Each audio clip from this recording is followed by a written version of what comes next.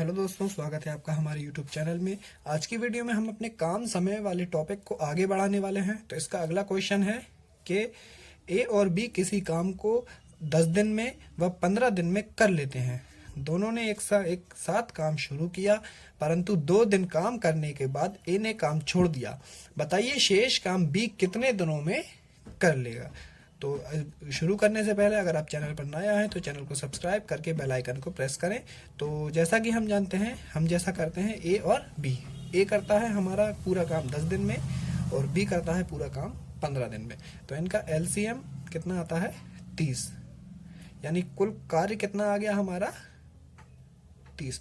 अगर हम इनकी कार्य क्षमता की बात करें अब यहाँ पर, तो 10 या 30, यानी ए की कार्य क्षमता 30 और 15 दूनी 30। बी की कार्य क्षमता 2, यानी ए एक दिन में 3 काम करता है और बी एक दिन में 2 काम करता है। अगर आपको ये बात समझ में नहीं आई तो आप हमारी वीडियो काम समय के टॉपिक की पहली वीडियो जाकर देखें, जिसका लिंक मैंने डिस्क्रिप्शन में डाल दिया है। तो आगे बढ़ते हैं इस क्वेश्चन में।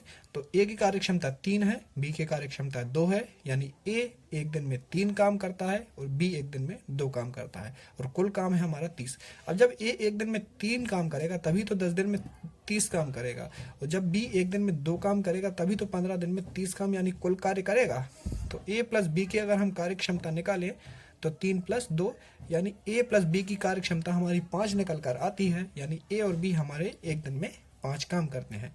अब जैसा कि क्वेश्चन में दिया हुआ है कि 2 दिन बड़ा काम करने के बाद इन्हें छोड़ा, यानी 2 दिन तक ए और बी दोनों ने काम किए, यानी 2 दिन में 5 दूनी 10 काम इन दोनों ने मिलकर कर दिए। तो इसको यहाँ से घटाइए, यानी अब 20 काम करने के लिए बचे हुए हैं और बी एक दिन में 2 काम करता है। जब एक दिन में 2 काम करता है और टोटल काम 20 है, तो कुल निकालने के लिए 20/2, 2 × 20, यानी 10 दिन में बी बचा हुआ शेष कार्य कर देगा।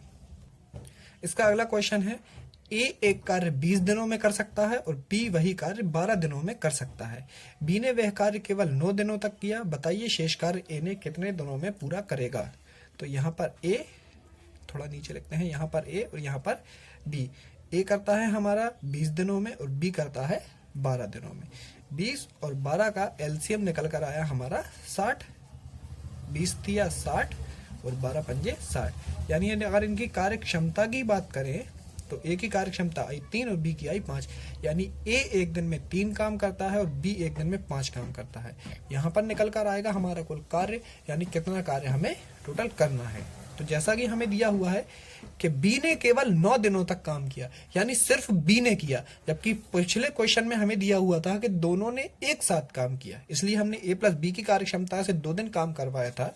लेकिन अभी हमें दिया हुआ है कि सिर्फ बी ने 9 दिन काम किया। तो बी ने 9 दिन तो किया ना, तो बी से हम 9 दिन काम करवाते हैं।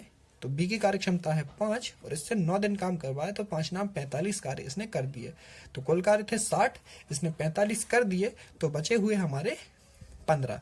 अब शेष कार्य ए कितने दिनों में करेगा। अब शेष कार्य है हमारा 15 और ए की कार्य क्षमता है 3, यानी 15 काम करना है और एक दिन में 3 काम करता है। तो दिन निकालने के लिए 15/3, 3 × 5 = 15, यानी ए शेष कार्य को 15 दिनों में पूरा कर देगा, 5 दिनों में पूरा कर देगा, और यही हमारा आंसर है। अगला क्वेश्चन हमें दिया हुआ है कि ए की कार्य क्षमता बी से 3 गुनी है, अतः वह किसी कार्य को करने में 20 से 20 दिन कम लेता है। बताइए कि वह कार्य कितने दिनों में पूरा कर। तो इसके करने से पहले मैं आपको कार्य क्षमता और समय में थोड़ा सा रिलेशन बता दूं कि कार्य क्षमता और रिलेशन एक दूसरे के इनवर्स यानी प्रतिवर्ती होते हैं। यानी अगर कार्य क्षमता का अनुपात 2:3 है तो समय का अनुपात 3:2 होगा। अगर कार्य क्षमता और समय, यहाँ पर ए यहाँ पर बी, कार्य क्षमता का अनुपात 7:9 है तो समय का अनुपात 9:7 होगा। अब हम देखते हैं कि ए की कार्य क्षमता बी से 3 गुनी है। तो यहाँ पर ए, यहाँ पर बी, यहाँ पर बी, यहाँ पर इनकी कार्य क्षमता और यहाँ पर इनका समय। हमें दिया हुआ है ए की कार्य क्षमता बी से 3 गुनी है, तो बी की कार्य क्षमता हमने मानी 1 और ए की कार्य क्षमता मानी 3। तो देखिए 1 3, ए की कार्य क्षमता बी से 3 गुनी हो चुकी है। अब जैसा कि अभी मैंने बताया, अगर कार्य क्षमता का अनुपात 3:1 है तो समय का अनुपात 1:3 होगा, यानी ए एक काम को एक ही दिन में कर देगा, जबकि बी को उसे करने में 3 दिन लगेंगे।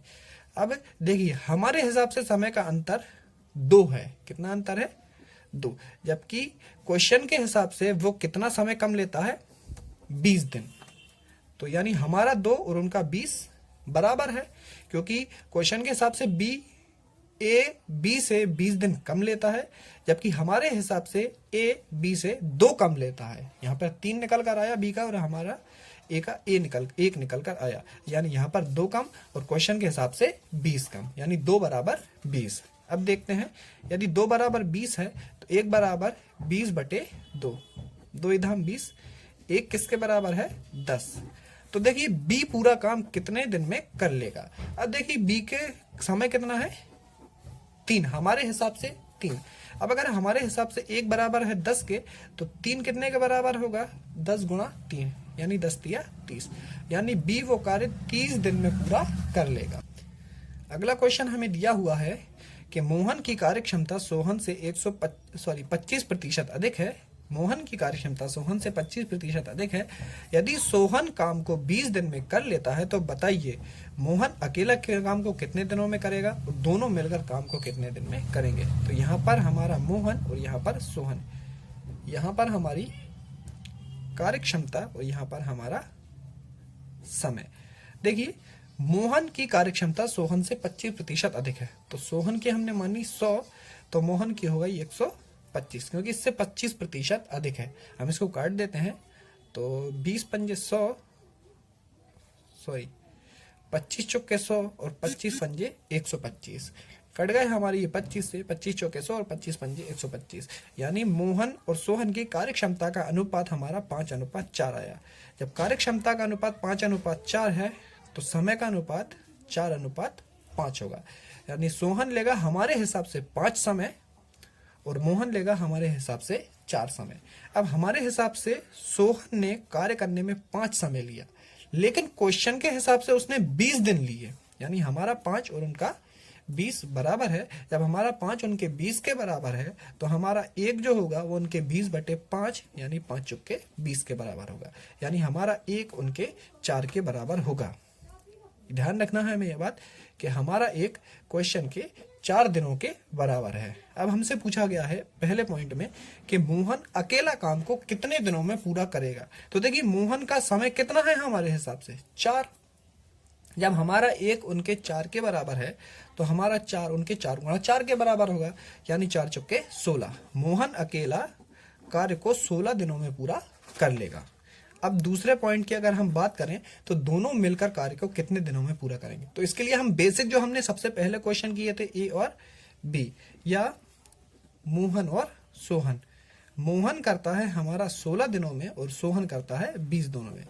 एलसीएम आया हमारा 80, 16 पंजे 80 और 20 चौके 80।